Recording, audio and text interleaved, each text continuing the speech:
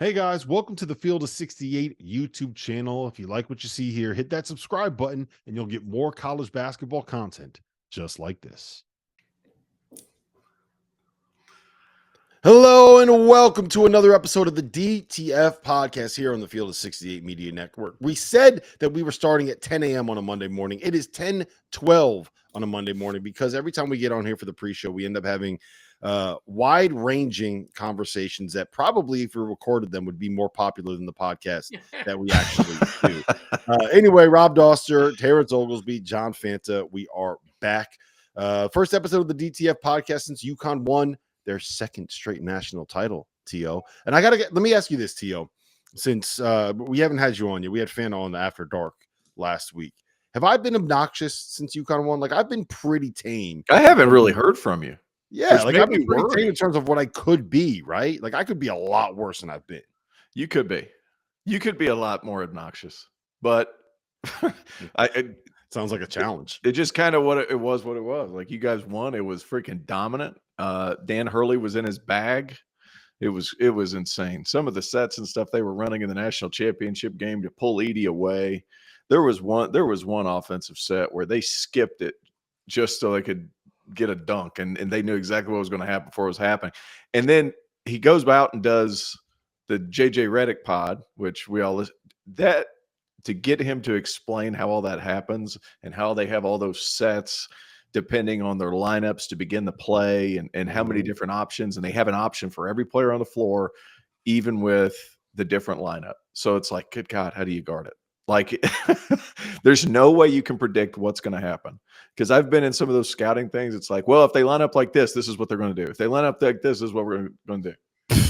Good luck, sir. You better just be disciplined and play zone against UConn. I agree with that. Like, forget it. Forget it. Fanta, how we doing, man? Doing terrific, guys. Happy Mother's Day. Belated Mother's Day to all the moms out there. Things are great. Hey, this sport does not ever wear off because this transfer portal is the amount of activity in it creates so many storylines, creates news hour by hour. The coaching carousel never ends. It really does not end. Sundance Wicks goes to Wyoming. And so there's always an opening in it seems like in college basketball, whether it be a player opening, whether it be a coach opening, no matter what it is. And now you got NBA draft season. The Atlanta Hawks, I'm sorry about the Hornets, Terrence, winning the lottery, a play-in tournament team with a 3% chance to get the number one pick. It doesn't really feel right necessarily, but it's the power. Do of you the want the number one pick this year, Fanta? Yes. No. Yes. No. Yes. Why? You always want the number one pick. Tell me why. Because the three people that are going to go at the top of the draft, nobody's seen. So right away, people assume that the top three suck. They don't suck. They are three very good players. And now there's not like this. The problem is this draft will have some guys make an all-star team or two or three. Last year's draft had like an all-time player. Yeah. Last year's draft had an all-time player. But here's my counter to you. Okay. And Rob can be Tony Reale here and hand out points. You just said that you want the number one pick because there's three guys, and I assume you're talking about Alex Sarr, I'll say Nikola Topic, right? Yeah. You're talking about him. And then, I mean, who's the other guy that nobody's heard of? Rhys Archer, the kid from France. Okay. So the thing about your argument, I do believe that in America, the common fan, they're bored by that because they don't watch those players every day. Yeah. And so then they form an opinion without even watching them of like, they can't be that great. No, the European game has only gotten better. And if you ask a lot of United States, better. It is better. No, it's flat out better. Yeah. One of my favorite stories of the last month, I did the Nike Hoop Summit, and it's the United States versus the world team. And we're talking with a couple of players who were on the world team, who were representing the world. Like, I think VJ Edgecombe was on the international team. He was a Bahamas kid. Because he's a Bahamas kid. Yeah. And so we said to VJ, so what's it like playing with some of these guys on the AAU circuit versus playing with some of the guys from Europe? And he looks at us, he goes, I hate to be insulting, but compared to Europeans, Americans are dumb. And he laughed. He laughed. And he wasn't, attacking Americans, but he was just saying, like, these guys feel for the game at 14, 15, 16, 17 years of age is so much more advanced. They're doing things that are ahead of the play compared to some of the guys playing in America. And that's just because development's different. But where your argument is flawed is that you're saying, of course you want the number one pick.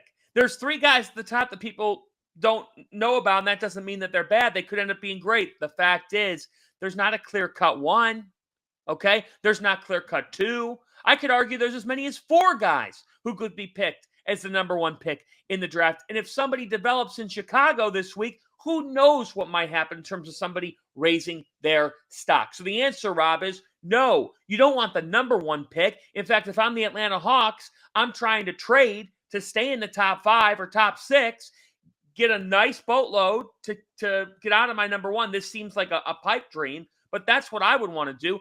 The trade is the most valuable asset to the number one pick, not taking one of these players. How about San Antonio getting both the 4th and the 8th pick? Yeah, they're in a great position. Great spot. Yeah, to get Stephen Castle and Reed Shepherd and then go on and win the 2027 NBA title. You know what? NBA title, the 2029 NBA title, the 2030 NBA title. Hey, the Spurs got Victor Wembanyama, Vassell, and a bunch of dummies. Like they need guys that are smart and do things that contribute to winning. Reed Shepherd, that would actually be great. I don't know if they hold on to him or not. Like what happens if they load up for a superstar, which is what I've heard might happen. So like that would make a lot of sense. The one thing I will say is this: the reason why I say you don't want the number one pick is if you are a general manager right now, and you are the number one pick, and you end up with a Anthony Bennett or an Andrea Bargnani or someone that has no chance to ever live up to the hype of the number one pick, a Michael Olowokandi, like you're going to get fired. You're going to be known as the guy that drafted this dude number one. And I think you set a level of expectation. I was talking with with someone close to a player that is in the conversation as for the number one pick, right? And what I was saying is, I don't even know if that is not a difficult one to deduce. I'm just throwing that out there. Okay. Well, look, it's not, there's a level of expectation that comes with that player as well, right? Like if you are drafted number one in this class and you end up being the 95th percentile for what you're expected to be, and that's a guy that makes like 2 all-star teams, right? Like I don't think that would be look at all the guys in the top 5. If they made a couple of all-star teams, that's probably a pretty good outcome for what they are as prospects, right? But if you're the number one pick and all you do is make a couple of all-star teams, you're going to get labeled as a bust. That's your reputation. Yes, that because you are the number one pick. Name a number one pick that made a few all-star teams that's considered a bust. The bust are the ones that didn't make an all-star team and couldn't scratch the Anthony Bennett's of the world, the Kwame Browns of the world. If you're a number one pick and you're a role player for your career, then you're a bust. If you made a couple all-star teams, you're not a bust. I disagree with you.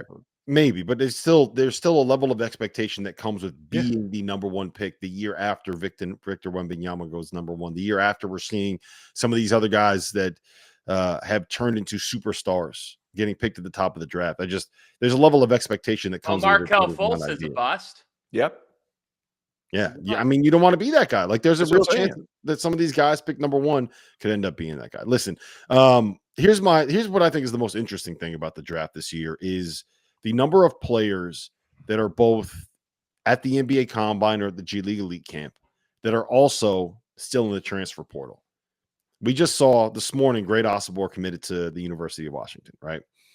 He will be making more than $2 million a year in terms of the money that he has coming in from the NFL, which great for him. Okay. He comes from very humble beginnings. I think his dad is a taxi driver his mom, I think is a nurse or something like that. So he comes from very humble beginnings. And this is the kind of money that he can make right now that is going to change. It's not, they don't pay that at the London Lions. They don't pay that for the London Lions. They don't. And this is, it's not like retirement money, but this is life-changing money for that family, right? Absolutely. And so I'm happy for them. I love seeing these kids be able to get their market value if this is what the market value is. What I think is going to be fascinating is when, let's just say Coleman Hawkins sees what Great Osobor is getting, and knows what his offers were from someplace like Louisville, who could use a big man, from someplace like Texas Tech, who could still use a big man, from Illinois, who you know is going to be able to scrounge up some money. And you have these guys that are going to be the borderline draft picks, potential two-way guys, maybe someone that can get like a year partially guaranteed, something like that, or 2 years, 1 year partially guaranteed, a deal like that. What's going to be very interesting to me is what those players decide to do, right? And whether or not they come back. Because Coleman Hawkins, if you can go get Coleman Hawkins right now out of the portal, he might be the best guy left in the portal 45, right now. that 45th picking up. Yeah. That's where it gets interesting. Yeah. Fanti, you're shaking your head no. What are you thinking over there? Well, I'm shaking my head because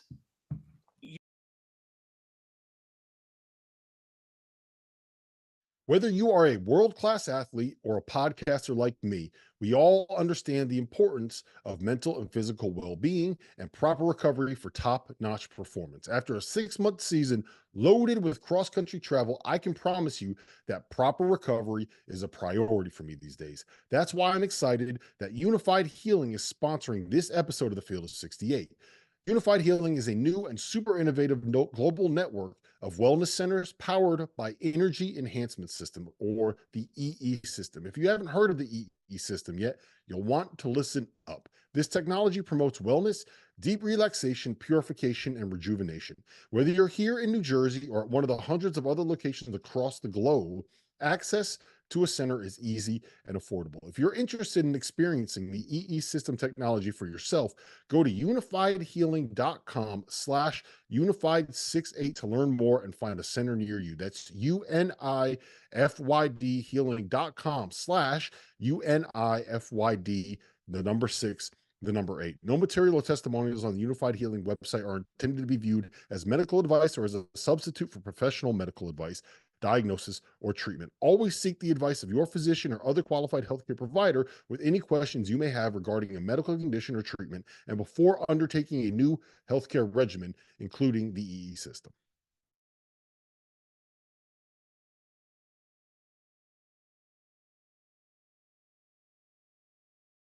if you are a player, right, you should always enter the portal. If you're testing the waters, you should enter the portal.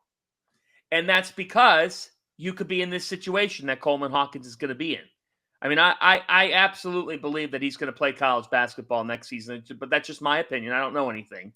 And I think that's because his value is best in college basketball. The final pick of the draft, of the first round of the draft, is going to make about $2.5 million. Great Ossibor just got paid, what, 2.1, 2.2 in that area code $1 million. So if you are a player that's testing the waters, you should not just, this is strictly business. Lee Corso makes picks sometimes on game day where he just goes, strictly business. It is in the best interest of the player to go ahead and enter the transfer portal when they're testing the waters. Now, that has created a lot of angst and backlash and frustration, right? Like Bob Carrington at Pitt. If I think he's going to stay in the draft, but let's just say that he didn't. He didn't enter the portal, right? He'd be going back to Pittsburgh. Well, it would have been smarter for Bob to be in the portal because his value, we all know what it would be.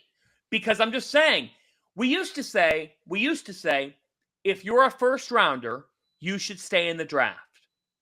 Okay? Now it's kind of like, to me, like if you're a top 20 pick, you should stay in the draft. If you're not, you better know that you're getting a nice guarantee, right? To stay in the draft. That you're getting a nice situation organizationally. Because this market's not going to change. There's always going to be more and more and more. And I see Tommy in the comments saying bad advice. It's not bad advice. Right now, and this is where I'm getting to, guys. Right now, you can either sit and complain about the way that college basketball is set up with the money. But the fact is, the players are doing what any of us would do. They're capitalizing on their market value. Mhm. This is a result of years of ignoring what was happening by college sports leaders, not doing anything about it, and now not having a system in place. So the athletes should be getting paid. They're now getting paid. They're now getting their due. Where we're going is, until college sports leaders and the people in college basketball not just acknowledge the issues, they're acknowledging what's happening, okay? But they're not doing anything about it. Until they actually acknowledge the fact that they have to make real concessions to the athletes and create collective bargaining and contracts or something of that nature, this is going to be what we're seeing, this type of news. Good for Great Osborne. You said it. He comes from humble beginnings. His family makes a dream come true with this move. But absolutely, on the flip side of this, you say, would he have ever been valued at the amount that he's getting? No. But why is that the player's fault? Like it's not the player's fault. But I think we're all wrong there. I think people are saying, if you're saying it's the player's fault, don't listen to our show. You're an idiot. I mean, I'm sorry, but that is just beyond stupid. Like, if you're blaming the kid for capitalizing on their value, Terrence, if you were on the market, would you not take 2.2? Or are you going to, quote, do the right thing? No, the right thing is to take the money, follow the money. Yep. Well, I think you are a fascinating example for this, because you left after your sophomore year to turn pro, right? And if you were in the same situation you were in right now, I think a lot of kids I would have been in the portal. Yeah, and a lot of kids in the late teens, right? At least threatened to get in the portal. Right. Exactly. Yeah. In the late 20 teens, right? I think a lot of guys were leaving. You would see like 80, 90, 100 players go pro, declare, and then not even test the waters, just go, because they knew that if you can go make six figures overseas, that's a better option with a limited window to be able to capitalize on your basketball playing window, right? It's a better way to be able to make money than it would be to come back to school and make no money and just get your degree. So I think what we're seeing now is, I mean, we saw it with Filipowski and Tyrese Proctor last year. They had a chance to be first round picks and they came back to school, made a boatload of money. And I don't know if that hurt or helped their stock. Tyrese Proctor probably hurt his stock a little bit, but Filipowski is going to end up being a lottery pick this year, and he probably helped himself out. So I think now what we're seeing is, overall, this is better for college basketball because the talent is staying for longer. Like, do you think college basketball is worse off because RJ Davis and Hunter Dickinson are coming back again? Do you think without NIL, there's any chance that those two guys are still on a college basketball court? No. What needs to happen is not, the issue is not the players being able to get paid.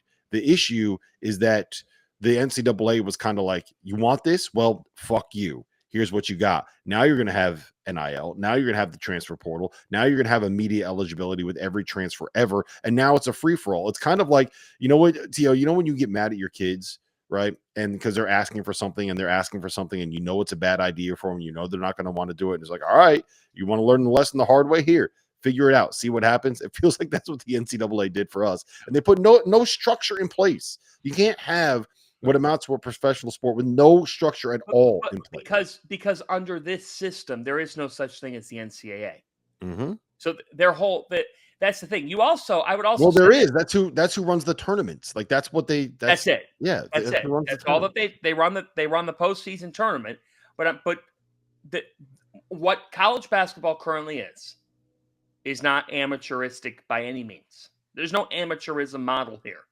The NCAA is quote, tolerating this because it's what has to happen for them to. They want that tax-free income is what they want. Hey, yes, look, I got raked over the coals by Uncle Sam this year. I understand it. Look, I want tax-free income too. Can I make Field of 68 a 501c3? Right? What do I have to do? Would I have to donate $3 to charity or something? And they want to exist. They want to exist. If they start to make the concessions that we're talking about, there's a lot of people inside that office in Indianapolis. Real talk here. The NCAA has thousands of employees. They've got tons of people working for them, not just in basketball, but every sport.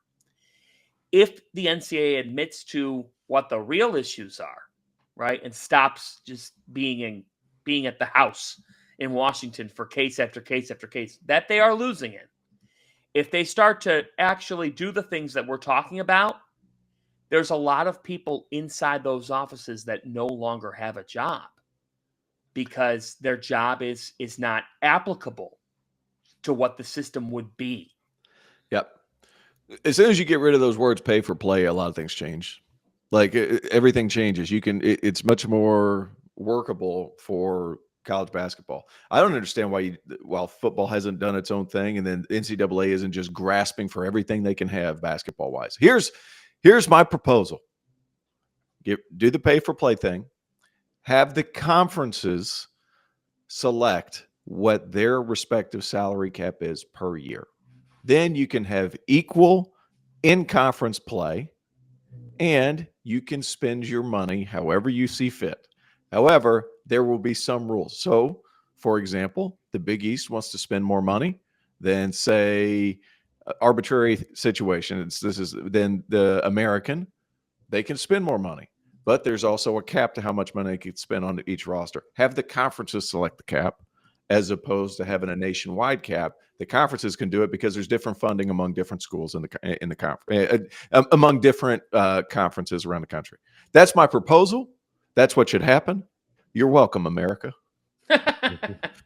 Theo is solving all of the world's problems here. The last thing I want to hit on real quick with NIL is the biggest issue that I have with it right now is all of these schools are relying on milking money out of fans right now to be able to support their collective, right? And that's how it's been though, Rob. Yeah, I know, but that's how it's been. These facilities aren't coming from the math department. Yeah, but it's not just like we're talking about guys like if you're worth $100 million and you're going to donate $3 million to the NIL fund, or like you're a billionaire and you're going to donate whatever it is, like that's fine. What I'm worried about is, and what bothers me is the programs that are out here asking for like $100 subscriptions to different sites when your coach is making $5 or $6 million a year, right? When you have programs that are asking blue collar fans to be able to donate what they can so they can go out and pay this player, when you have the staff and the program and you have these $100 million television deals, right? Like that's the only issue I have with it, is that these collectives rely on the money coming in from the people that love the program when the program itself is generating 8 or 9 figures of revenue. Like that's why it needs to be revenue sharing. Don't ask these fans to pay more money to support the team and support the players and support this and support that when you're already charging them out the ass for tickets to games and for parking when it goes to the games and for all the stuff that you got to buy at the games. And it's got $17 beers and you got $33 hot dogs, right? Like you're already charging them out the ass for everything else. Like you're making $100 million as a program. You don't, like, it doesn't need to go this way. That's the one issue I have with NIL, is that they're relying on the passion of people that are making less than what the 9th man at Kentucky is making to be able to support these programs and these players. That's the thing those that are bothers the people me that are moving the needle. That's the part of it that bothers me, is that you're relying on fan money coming in to be able to run this. That's the one that's hard for me to get my head around. That doesn't bother me because they selected the fans. They chose to do it. Yeah, that doesn't bother me in the least. Okay. Well, here's what bothers me. Is that, we all know of programs who have more money than others in the NIL category. Okay. And so I think what